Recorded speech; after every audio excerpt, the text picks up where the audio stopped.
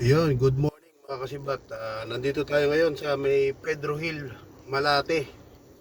Ngayon meron ako nakita dito nagtitinda ng biryani. Yung biryani rice ba? Ito pakita ko sa inyo. 100 pesos lang parang masarap eh. Ito, pakita ko nga. Pakita nyo. Ayun siya oh. Kung makikita nyo, nagtitinda parang ibang lahi, hindi siya Pinoy. Ayan o. Diba? Maraming bumibili din mga dumadaan Kaya ito, bibilan natin para kahit papaano magkaroon siya ng benta. Sakto-sakto, nagugutom pa naman ako. Ayan o, biryani, chicken biryani, 100 pesos. Tapos kainin natin dito. Alright. Saglit lang to. Tabayin natin.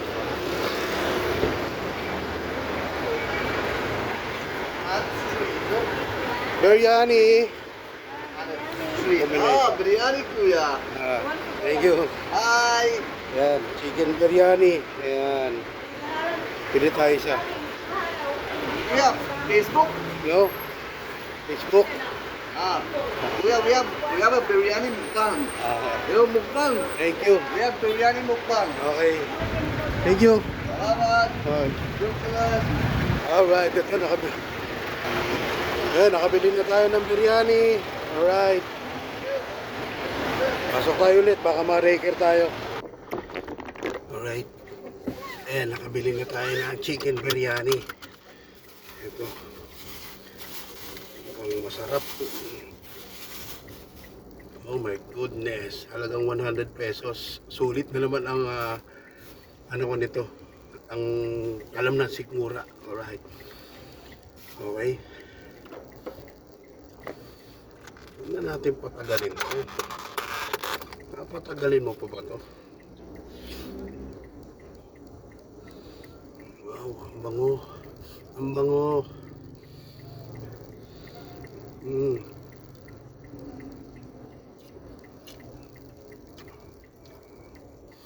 Pwede. Mabango. Naamoy ko si Mr. Nobody. Mr. Nobody. Kain.